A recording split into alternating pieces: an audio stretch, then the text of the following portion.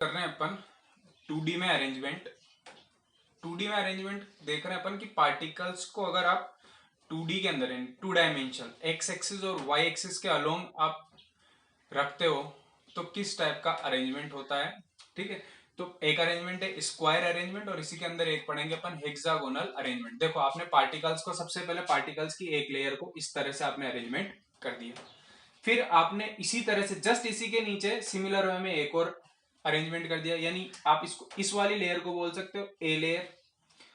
फिर आपने एक और इसी तरह से लेयर रख दी ताकि इसका सेंटर और इसका सेंटर एक ही वर्टिकल लाइन के अलोंग आए, तो ये सिमिलर इसी की जैसी लेयर हो गई, इसको भी बोल दिया आपने ए लेयर।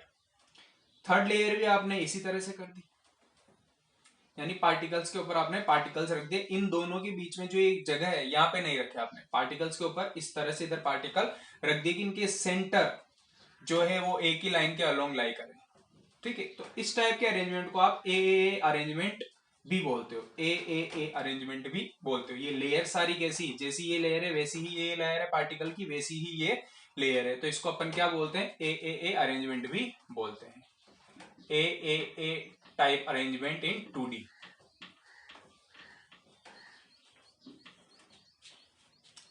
अब देखो यार, इसको स्क्वायर क्यों बोला गया है। सबसे पहली बात कि अगर मैं यहाँ पे ये वाला ये वाला ये वाला और ये वाला पार्टिकल के सेंटर को अगर मैं मिलाता हूं तो यहाँ पे क्या बन रहा है, एक स्क्वायर बन रहा है। यहाँ पे क्या बन रहा है, स्क्वायर बन रहा है, इसलिए इसको अपन क्या बोलते हैं, स्क्वायर अरेंजमेंट बोलते हैं। या फिर अगर मैं वॉइड वाइज बात करूं, ये क्या है, वॉइड से देखो ये इसमें आ गया, ये यहाँ पे, ये यहाँ पे और ये खाली जगह बच रही, वॉइड्स, इसको बोलते हैं वॉइड। अगर मैं वॉइड को भी देखूं थोड़ा ध्यान से, ऐसे ऐसे ऐसे और इनको ऐसे ऐड करके, तो ये भी क्या बन रहा है, एक स्क्वायर बन रहा है। इसको क्या बोल रहे हैं, स्क्वायर, इसलिए इसको स्क्वायर अरेंजमेंट अपन बोल देते हैं। ठीक है, ये ए स्ट्रक्चर हो गया। एक यूनिट सेल आप ऐसे भी बना सकते हो,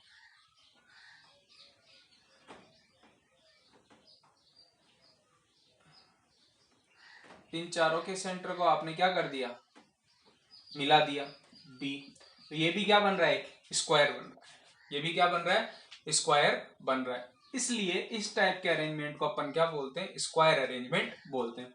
अब देखो यार, first relation between A and R, relation between A and are.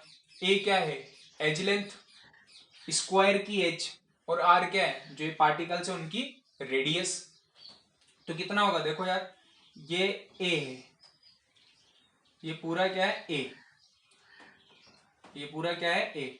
ठीक है, तो यहाँ पे क्या हो जाएगा, जो फर्स्ट वाले के अंदर ए इज इक्वल टू 2r, जो ए होगा वो एक आर इस सर्किल का है, एक आर इस सर्किल का आ जाएगा। ठीक है, अगर आप यहाँ पे बात करो तो यहाँ पे क्या आएगा वो, तो बोलो यार। सेकंड वाले में बात करो आप, इसको ऐसे फर्स्ट दे देते हैं और इसको सेकंड दे देते हैं, कितना आएगा, जल्दी सोचो सोचो। हाँ, कितना आएगा, √2a is equal to 4r। कैसे, ये फेस डायगोनल है, ये कितना है, फेस डायगोनल, √2a, और ये किसके इक्वल होगा, √2a इज इक्वल टू एक आर 2r और 2r, ये कितने हो गए, 4r। तो √2a is equal to 4r। तो ये इस वाले यूनिट सेल के अंदर ए और आर में रिलेशन है, और ये इस वाले स्ट्रक्चर के अंदर, इस वाले यूनिट सेल के अंदर रिलेशन है। ठीक है, अब अपन देखते हैं इनके effective number of particles.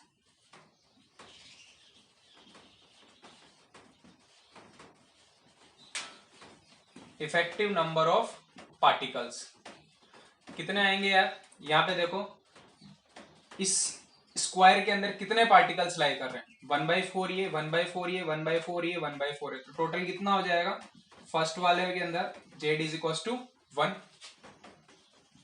Second वाले में अगर बात करूं तो क्या होगा, 1/4 1/4 1/4 1/4, ये तो हो गया 1 टोटल मिला के, और एक ये सर्किल इसके अंदर लाई कर रहा है, तो टोटल कितने हो जाएंगे, z इज इक्वल टू 2। इस वाले स्ट्रक्चर के अंदर, इस वाली यूनिट सेल के अंदर इफेक्टिव नंबर ऑफ पार्टिकल 2 है, इस वाली के अंदर कितना है, 1 है। ठीक है, अब बात करते हैं पैकिंग एफिशिएंसी। अगर मैं कोऑर्डिनेशन नंबर की बात करूं तो कोऑर्डिनेशन नंबर कितना है, जैसे ये वाला पार्टिकल कितने पार्टिकल को टच कर रहा है, 1 2 3 4, ये वाला 1 2 3 4, तो यहाँ पे जो कोऑर्डिनेशन नंबर आएगा नियरेस्ट नेबर पार्टिकल कितने, वो क्या है, 4। तो दोनों ही ज्योमेट्री में, दोनों ही टाइप की यूनिट सेल में कोऑर्डिनेशन नंबर कितना आएगा, 4 आएगा। अब बात करते हैं इनकी पैकिंग एफिशिएंसी की।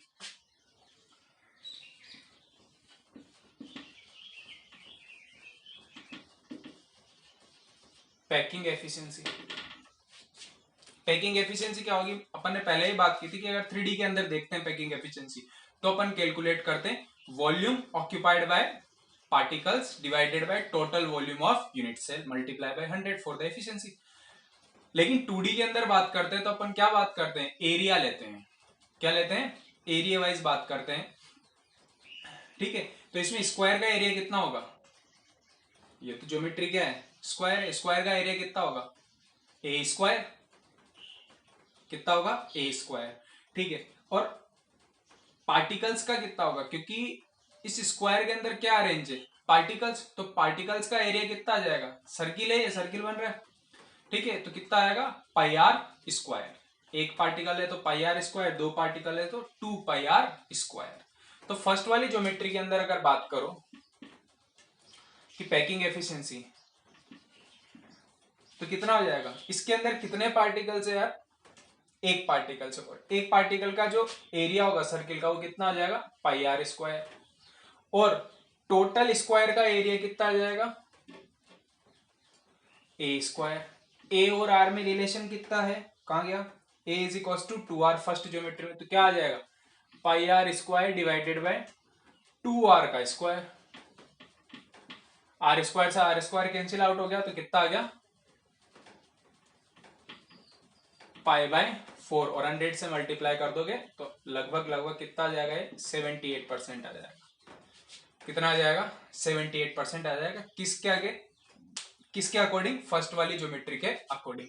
अगर सेकंड वाली के अकॉर्डिंग बात करते हो तो यहाँ पे कितने पार्टिकल्स है, दो पार्टिकल्स, और दो पार्टिकल्स का एरिया, दो सर्किल का एरिया कितना आ जाएगा, 2 pi R square divided by sir, ये यूनिट सेल क्या है, स्क्वायर है, और स्क्वायर का एरिया कितना आ जाएगा, ए स्क्वायर।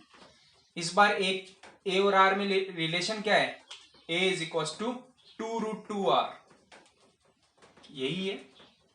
कितना है, ए यहां से कैलकुलेट करोगे तो 4 डिवाइडेड बाय √2, इसको कैंसिल आउट करोगे तो 2√2r, तो कितना आ जाएगा, ये 2 pi R square is equal to 2√2r का स्क्वायर। तो ये अगेन कितना आ जाएगा, पाई बाय 4। ठीक है, और पाई बाय 4 मल्टीप्लाई बाय 100 कितना आ जाएगा, ये 78%। कितना आ गया, ये 78%।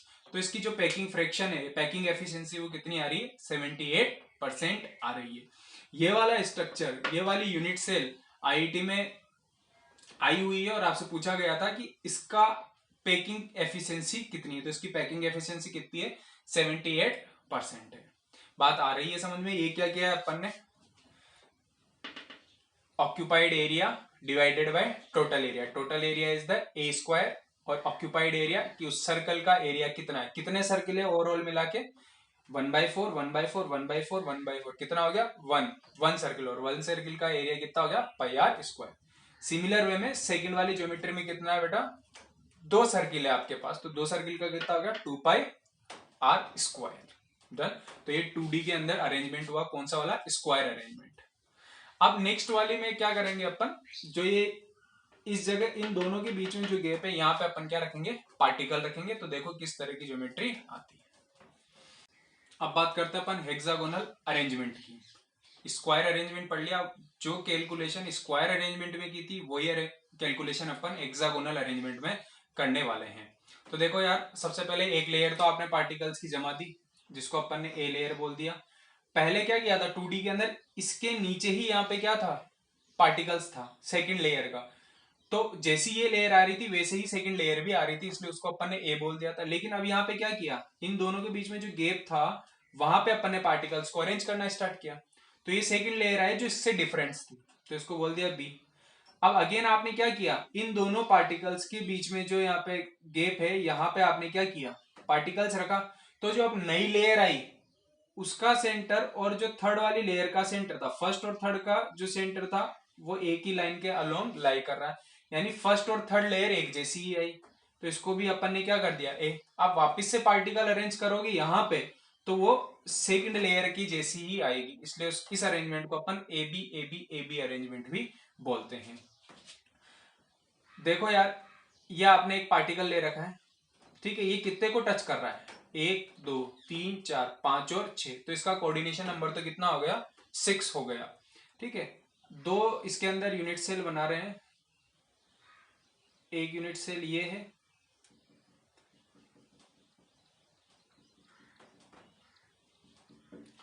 और एक कुछ इस तरह से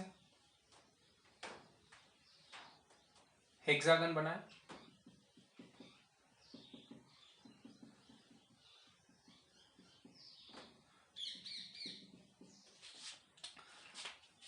ये ए है, एज लेंथ वो किसके इक्वल है, 2r के, a is equal to 2r। आप चाहे कहीं से भी देख लो, a इज इक्वल टू किसके आ रहा है, 2r के, एक आर इसकी और एक आर इसकी, तो a is equal to 2r लिख दिया। और कोऑर्डिनेशन नंबर, एक पार्टिकल 6 पार्टिकल्स को क्या कर रहा है, टच कर रहा है, तो उसको क्या लिख दिया अपन ने, कोऑर्डिनेशन नंबर इसका कितना है, 6 है। हाँ, तो फर्स्ट वाली ज्योमेट्री में इफेक्टिव नंबर ऑफ पार्टिकल कितने, सिंपल वैसे जैसा स्क्वायर में कैलकुलेट किया था, 1/4 1/4 1/4 1/4, टोटल कितना आ गया, 1 सर्किल। यहाँ पे देखो तो कितना आ जाएगा, ये 1/3 पोर्शन आ रहा है, 1/3 1/3 1/3 1/3 1/3 1/3, कितना आ गया टोटल 2। ये 1/3 पोर्शन है, ये कितना है 1/3 पोर्शन है, और ऐसे कितने पोर्शन आ रहे हैं 6, तो 6 इंटू 1/3 कितना हो जाएगा 2, और एक पार्टिकल ये रहा जो अंदर की तरफ है, तो कितना आ जाएगा 2 + 1 कितना आ जाएगा 3। तो इस वाली ज्योमेट्री में effective number of circle particle कितने आ रहे हैं 3, और यहाँ पे कितना आ रहा है 1। अब बात करते हैं पैकिंग एफिशिएंसी की। पैकिंग एफिशिएंसी वैसे ही यार, कैसे, पार्टिकल्स ने कितना एरिया कवर किया, तो एरिया तो कितना हो जाएगा सर्किल का, πr²। पार्टिकल कितने, एक ही है, इसलिए एक से मल्टीप्लाई कर दिया। अब इसका एरिया निकालना है, तो इसके अंदर देखो यार, इसके अंदर अगर आप बात करते हो तो दो आपके क्या मिलते हैं, इक्विलेटरल ट्रायंगल मिलते हैं। अगर मैं इस स्ट्रक्चर की बात करूं तो दो इक्विलेटरल ट्रायंगल मिलते हैं, ठीक है। और इक्विलेटरल ट्रायंगल का फॉर्मूला, एरिया का फॉर्मूला होता है √3 डिवाइडेड बाय 4a², √3 4a²। कितने मिल रहे हैं, 2, तो 2 से मल्टीप्लाई, यानी इस पूरे जो ज्योमेट्री बन रही है उसका ओवरऑल एरिया कितना इस यूनिट सेल का, 2 इंटू √3 4a²। इसको यहाँ पे सोल्व कर रखा है, कितना आता है पूरा का पूरा √3r²। तो आपने यहाँ पुट करा πr² √3r², और ये 2, और ये क्या आ जाएगा 2 इंटू √3r²। इसको सोल्व करोगे यार, 100 से मल्टीप्लाई और करना है इसको, ठीक है। तो ये कितना आ जाएगा 90.6, ऑलमोस्ट 91% आ जाता है, जो कि बहुत ही अच्छा खासा पैकिंग फ्रैक्शन होता है, जो कि बहुत ही अच्छी खासी इसकी एफिशिएंसी। अगर सेकंड वाली ज्योमेट्री में बात करूं तो क्या आ जाएगा, कितने पार्टिकल्स है 3, तो 3 पार्टिकल्स के द्वारा जो एरिया ऑक्यूपाई किया गया वो कितना आ गया 3πr², और टोटल एरिया कितना है इस यूनिट सेल का। तो यार यहाँ पे देखो, एक इक्विलेटरल ट्रायंगल ये बन जाएगा, फिर दूसरा इससे बन जाएगा 2 3 ऐसे 4 5 और एक 6, तो कितने इक्विलेटरल ट्रायंगल बनेंगे, समबाहु त्रिभुज हिंदी में बोलते हैं, कितने बनेंगे 6। तो टोटल एरिया कितना हो जाएगा 6 into √3 4a²। √3 4a² is the area of equilateral triangle, and in this structure, in this unit cell, there are 6 equilateral triangles. So the overall area of this unit cell is 6 into √3a² divided by 4। a और r में relation अपन ने पहले ही calculate कर लिया था, multiply by so for the efficiency. तो कितना आ जाएगा ये √3πr² is equal to 6 into √3r²। तो ये एक जैसा ही बन जाएगा यार, आप इसको सोल्व करोगे जैसा ये है वैसा ही ये आएगा, तो जो इफिशियंसी है कितनी आ जाएगी, लगभग 91% इसकी क्या आ जाएगी, एफिशिएंसी आ जाएगी। स्क्वायर वाले की आ रही थी 78%, हेक्सागोनल की आ रही है 91%। तो इन बातों को याद रखना, ठीक है। इसकी बहुत, दोनों का कंपैरिजन करें तो इसकी एफिशिएंसी सबसे ज्यादा होती है, यानी इसका जो पैकिंग फ्रैक्शन है, इसमें वॉइड का परसेंटेज है, खाली जगह वो बहुत ही कम रह पाती है। Thank you. तो अब जो भी अपन नेक्स्ट क्लास में इनकी हेल्प से, अब ये पूरी एक लेयर हो गई, ये पूरी एक लेयर मानेंगे। अब 3D के अंदर जब अपन अरेंजमेंट देखेंगे तो इसको अपन पूरी एक लेयर मान के आगे का अरेंजमेंट देखेंगे, ठीक है यार। तो थोड़ा सा रिवाइज करना, क्वेश्चंस प्रैक्टिस करना, चीजें याद रखना, थोड़ी इमेजिनेशन करना, ठीक है। Thank you. Stay at home, be safe, ठीक है। और कोई भी डाउट हो तो आप कमेंट कर दे इस पे, आप इस पे कमेंट करें, and please like share and subscribe for the all other persons and students. Thank you.